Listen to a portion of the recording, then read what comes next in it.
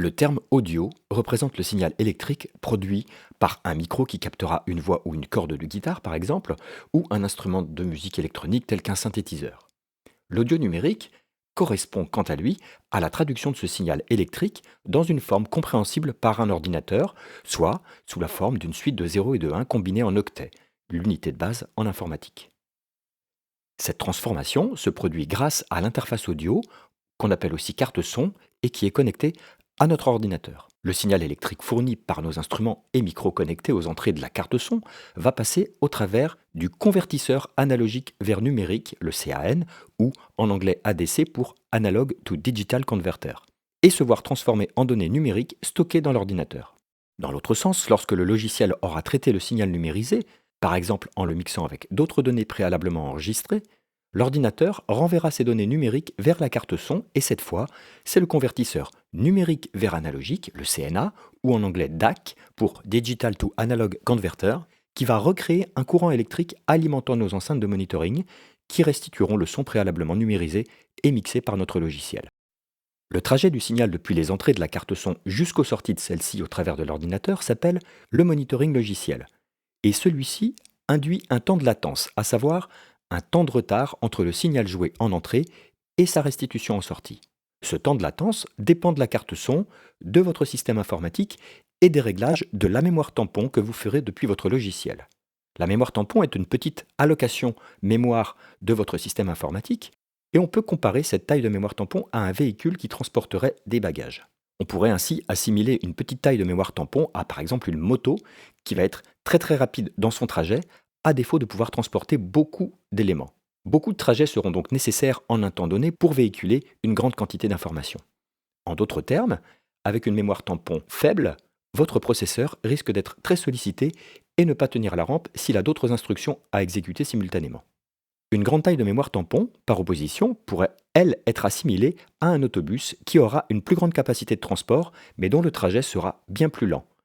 Dans votre système, cela se traduira par un temps de retard plus grand, mais un processeur beaucoup moins sollicité. L'idée sera donc, en fonction de votre matériel, de trouver la plus petite taille possible pour effectuer vos enregistrements sans retard audible et sans surcharge processeur, et éventuellement d'augmenter la taille de cette mémoire tampon au moment du mixage, où toutes vos pistes seront déjà enregistrées et que vous aurez besoin de plus de puissance de calcul pour traiter vos différentes pistes. Mais comment fonctionne ce procédé de numérisation ? C'est ici qu'apparaît la notion d'échantillonnage, parfois nommée également en version anglo-saxonne le sampling. Malgré que ce terme soit utilisé à beaucoup de sauces dans notre domaine, il faut bien intégrer que c'est à cette étape d'enregistrement qu'intervient ce procédé d'échantillonnage. Le principe est ici exactement le même que pour le cinéma. La caméra va capter de façon régulière plusieurs instants d'une action en mouvement et lorsque le projecteur restituera ces images fixes à la même vitesse, le spectateur aura l'illusion du mouvement initial. C'est la fréquence à laquelle sont captées ces images qui déterminera la qualité de l'illusion, autrement dit, plus il y aura d'images, meilleur sera le rendu. En audio numérique, c'est exactement pareil. Le signal électrique sera photographié, c'est-à-dire mesuré un certain nombre de fois par seconde, puis chaque mesure sera transformée en données numériques via le convertisseur. Deux paramètres sont ici importants. La fréquence, qui correspond au nombre d'échantillons qui seront captés par seconde d'enregistrement. Elle s'exprime en Hertz et la vitesse standard est 44 100 échantillons par seconde ou 44 100 Hertz, également écrit 44,1 kHz, le standard CD. D'autres fréquences d'échantillonnage sont possibles selon les capacités de votre carte son. 48 kHz, initialement utilisée en vidéo, ainsi que les doubles et quadruples de ces deux fréquences de base. L'autre paramètre très important, c'est la résolution qui va déterminer la finesse, autrement dit la précision de cette conversion.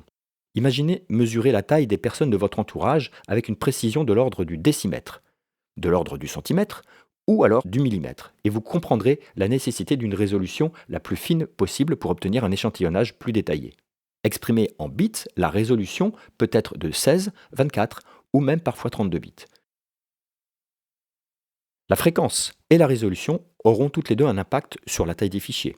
Même si le standard 44,1 kHz en 16 bits fonctionne très largement pour toutes les applications, travailler à des fréquences plus élevées et à des résolutions plus élevées permettra, un petit peu comme en cuisine, de disposer d'ingrédients plus fins qu'il sera beaucoup plus facile de travailler, notamment lors de l'étape du mixage.